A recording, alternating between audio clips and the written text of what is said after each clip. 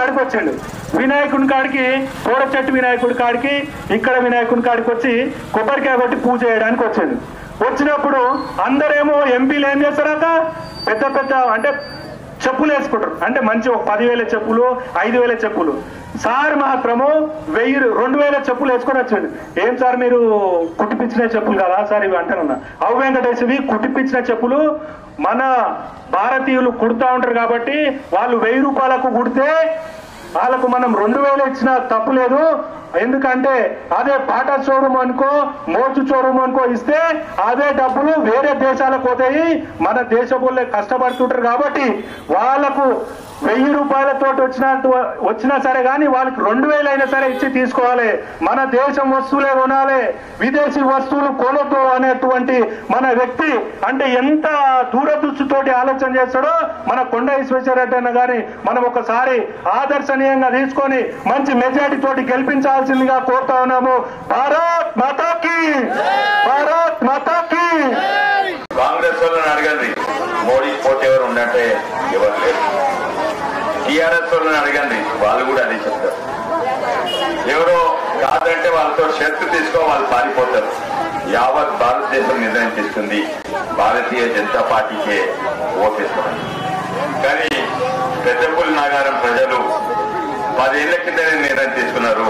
చైతన్యవంతులు ఎందుకంటే ఎప్పుడు కూడా బీజేపీ బీజేపీ బీజేపీ అంటున్నారు. ఇప్పుడు బీజేపీ మోడీ మోడీ మోడీ అంటున్నారు. ఆయన 2 ఏళ్ల క్రిందమో ఏమైనా కూడా అంతా నేనే చేసినా అని చెప్పుకున్నాడు. నేనే బియ్యం ఇచ్చినా, నేనే రూపాయి బియ్యం ఇచ్చినా, నేనే 5 కేజీలు బియ్యం ఇచ్చినా, నేనే రైతులను ఆదుకున్నా, నేనే ఈ రోడ్లు వేసినా, నేనే ఈ లైట్ బుగ్గలు వేసినా, అన్ని నేనే చేసినా అని చెప్పుకున్నాడు ఆయన.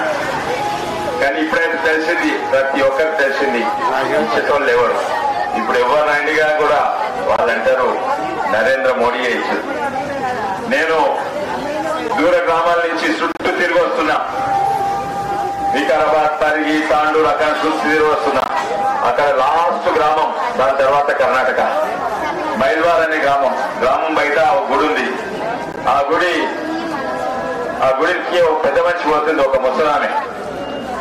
అయితే చేతిలో బస్తుంటే నేను కూడా నా దగ్గర ఒక బస్తుండే, కూరగాయల బస్తుండే.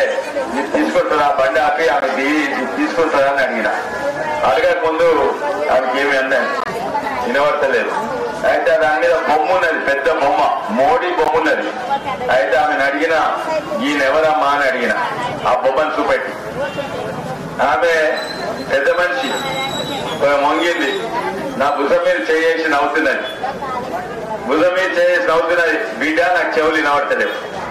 అయితే కింది కొంగి ఇంకా గట్టిగా అడిగా, అమ్మకి ఎవరమ్మా అనే చూపెడితే బియ్యం ఇచ్చిపోయిన కాదా అన్నది.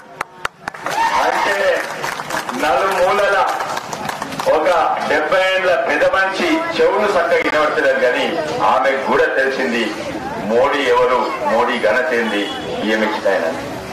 ఈ రోజు ఎంతో అంతో మన రాష్ట్రము గ్రామాలు నడుస్తున్నాయంటే మోడీ వల్లనే. ఇవన్నీ ఇచ్చింది కేసీఆర్ కాదు, రేవంత్ రెడ్డి కాదు, ఇవన్నీ ఇచ్చేది మోడీ.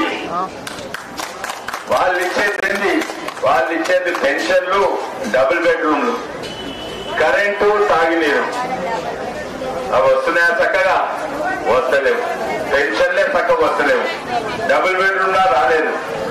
తప్పక మోడీ వస్తే ఇవన్నీ వస్తాయి. ఎందుకంటే ఉత్తరప్రదేశ్ అనే రాష్ట్రము పేద రాష్ట్రము, పెద్ద రాష్ట్రము. అక్కడ మోడీ, యోగి ఆదిత్యనాథ్ బీజేపీ సర్కార్ ఉంది, ఢిల్లీలో బీజేపీ సర్కార్ ఉంది. ఢిల్లీలో ఇచ్చిన అన్ని అక్కడ అందుతాయి. కానీ ఇక్కడ మనకి ఏం పాపం చేసినాం అని మొట్టమొదలు కారు గవర్నమెంట్ ఉండే, ఇప్పుడు చెయ్యి గవర్నమెంట్. ఎన్నో పథకాలు అక్కడి నుంచి వస్తుంటే బియ్యం వస్తుంది కానీ వేరే పథకాలు వస్తలేవు, ఇక్కడికి వస్తలేవు. కొన్ని పథకాలు ఉదాహరణగా చెప్తా. ఆయుష్మాన్ భారత్ అనే పథకం ఉంది. ఇక్కడ ఇప్పుడిప్పుడే కొంచెం వస్తున్నాయి కానీ తక్కువ వస్తలేవు. ఏంటంటే బీమార్ వచ్చినా, పెద్ద బీమార్ వచ్చినా, గుండె జబ్బు వచ్చినా, యాక్సిడెంట్ల మోటార్ సైకిల్ చనిపోయినా హాస్పిటల్ పోవాలి. ఏ హాస్పిటల్ తీసుకోవద్దమ్మా? ప్రభుత్వ హాస్పిటల్ అంటే సగం లేవు ఇక్కడ. ఈ కార్ ప్రభుత్వం, ఈ చేయి ప్రభుత్వం లేవు వాళ్ళ దగ్గర పైసలు. అయితే ప్రైవేట్ హాస్పిటల్ తీసుకొస్తే లక్షలు అయిపోయింది. ఆయుష్మాన్ భారత్ కింద 5 లక్షలు మోడీ ఇస్తారు. అదే కాక పంట నష్టం అయితే ఎండకెండిపోయినా లేకుంటే వనగాళ్లకు నాశనం అయిపోయినా ఆ పంట నష్టం మోడీ ఇస్తారు. ఆ పథకం పేరు ఫసల్ బీమా యోజన. అధికారం రాకుండా చేసింది. తర్వాత ఇంకో పథకం ఉంది, ప్రధాన మంత్రి ఆవాస్ యోజన అని. అది ఉత్తరప్రదేశ్ లో 40 లక్షల మందికి దొరికింది. అది ఎవరైనా పేదోళ్ళు ఇల్లు కట్టుకునేది ఉంటే 3 లక్షలు ఇస్తారు. అంతకంటే ఎక్కువ కావాలంటే అప్పు కూడా ఇస్తారు వీటి కింద. అయితే ఇక్కడ ఈ ప్రభుత్వం రానియలేదు. నేనే డబుల్ బెడ్రూమ్ ఇస్తా అన్నారు. అటు డబుల్ బెడ్రూమ్ రాలేదు, ఇటు 3 లక్షలు రాలేదు. ఎందుకంటే ఉత్తరప్రదేశ్ ఏమో 40 లక్షల మందికి ఆ 3 లక్షలు ఇచ్చిండ్రు. ఇల్లు కట్టుకుంటారు పేదోళ్ళు. ఎందుకంటే అక్కడ డబుల్ ఇంజన్ సర్కార్ ఉంది. అంటే రైళ్లు చూసారు కదా, రైళ్లు ముంగట ఇంజన్ ఉంటుంది, ముంగట గుంజుతా ఉంటది, మొత్తం ట్రైన్ ముంగట పోతుంది. కానీ ఉత్తరప్రదేశ్ ఏమో రైలుకు ముంగట ఇంజన్ ఉంది, మోడీ గుంజుతా ఉంటాడు, ఎక్కడి నుంచి ఆదిత్య దూకుతా ఉంటాడు. అందుకే రైలు వేగంగా వస్తుంది. పేద రాష్ట్రము ఇప్పుడు మిగులు బడ్జెట్ అయింది. అంటే అన్నిటికీ విద్య, వైద్య, రోడ్లు, పెన్షన్లు, ఇల్లు అన్ని ఇంత మిగిలినాయి. మనదేమో ధనిక రాష్ట్రము 7 లక్షల కోట్లు అప్పులు తీసుకొని అప్పుల పాలైంది. మనదేమో ఒక ఇంజన్ ముంగట గురుస్తుంది, ఈ కారు ఇక్కడ చేయకూడదు వెనక గురుస్తుంది. ఇక్కడ కూడా 2 గుర్తు ఇంజన్ ఉంటే 2 ఇంజన్లు ఒకటే డైరెక్షన్ పోతాయి. వేగంగా మనము ముందుకు పోతాం. ఎన్నో ఉన్నాయి ఆయన చేసినాయి. గొప్ప వ్యక్తి. కానీ ఎప్పుడు కూడా నేను బియ్యం ఇచ్చినా నా కోటి ఏమని అడగలేదు. ఎప్పుడు కూడా ఆయన చేసినవి ఆయన ఘనత చెప్పుకోలేదు. చేసింది అయినా చెప్పున్నది వీళ్ళు. సొమ్మొకంది సోకొకంది.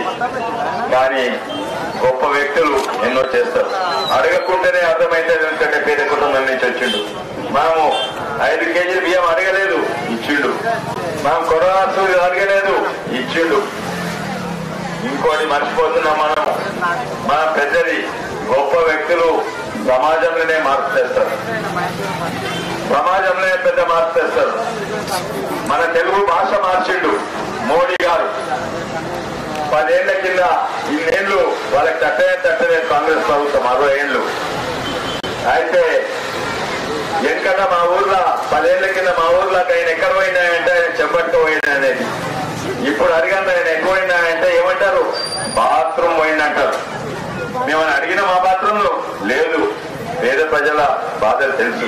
మన గౌరవాన్ని పెంచిండు, మన సమాజంలో మార్పు తెచ్చిండు, మన భాషలో కూడా కొంచెం మార్పు తెచ్చిండు. ఆయన ఎక్కడ పోయినా అంటే బాత్రూమ్ పోయిందని చెప్పుకుంటారు. నిజంగానే గొప్ప వ్యక్తులు అట్లుంటారు.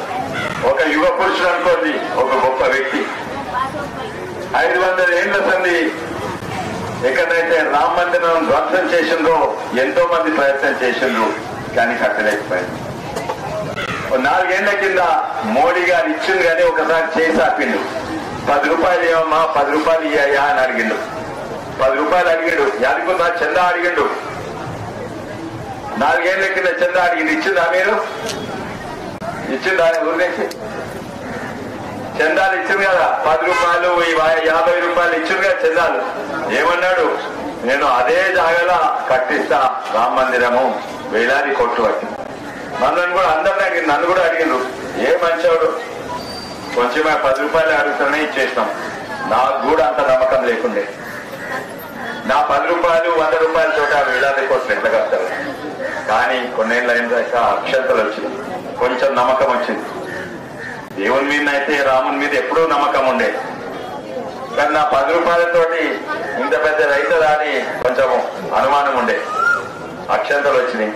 దాని తర్వాత ఈ ఏడాది రామ మందిరం కట్టి చూపెట్టిండు. రాముని ప్రతిష్ట కూడా చేసిండు. అప్పుడు దేవుని మీద అయితే నమ్మకం ఉంది. కానీ ఆ రోజు మనందరికీ, భారతదేశం అందరికీ మోడీ మీద కూడా నమ్మకం ఉంది. ఈ రోజు రాజకీయ నాయకుల మీద నమ్మకం పోతున్న రోజులలో మోడీ మీద నమ్మకం పెరుగుతుంది. అందుకే వచ్చే ఎన్నికలలో మోడీ అంటున్నారు. మనం కాదు, యావత్ భారతదేశం. అయితే వేరే ప్రభుత్వము మొన్న అబద్ధాలు చెప్పి ఓటేసుకున్నారు. ఏం చెప్పిండ్రు? నాకు ఓటేయండి, మహిళలకు అందరికీ 2,500 రూపాయలు ఇస్తా అన్నాడు. అన్నాడా? 5 గ్యారెంటీలు అన్నారు. ఓటేయండి, మహిళలందరికీ 2,500. మళ్ళా నిరుద్యోగులకు 4,000 రూపాయలు ఇస్తా, పెన్షన్లు 4,000 రూపాయలు ఇస్తా. ఉన్న పెన్షన్లు చక్కగా ఇస్తాడు, 4,000 ఎక్కడి నుంచి ఇస్తాడు. రైతులకు మీరు ఎంతమంది రైతులు ఉన్నారు కానీ రైతులకు రైతు బంధు 10,000 నుంచి 15,000. ఉన్న రైతు బంధే ఇస్తలేడు, 15,000 ఇస్తాడంట. మళ్ళీ 2 లక్షల రుణమాఫీ ఇస్తా అన్నాడు. ఏమన్నా దొరికినాయా? ఏమన్నా? ఇవి 5 గ్యారెంటీలు అంట. ఇవి 5 గ్యారెంటీలు కదా. కౌలు రైతులు కూడా పైసలు ఇస్తాడంట. ఇవ్వలేదు. ఇవి 5 గ్యారెంటీలు మోసం చేసి కూడా పోయి ఇప్పుడు 25 గ్యారెంటీలు ఇస్తాడంట. అవి 25 చెంపదెబ్బలు. దీనికి వేస్తే 25 చెంపదెబ్బలు.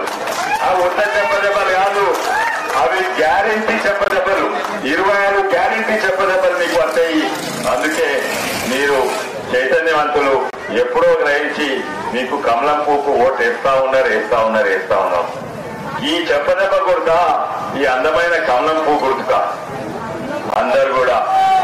అందుకే ఒకసారి అందరు కూడా మళ్ళోసారి చేయలేపి ఇక్కడ మీ మంచి నాయకులు ఉన్నది ఈ గ్రామంలో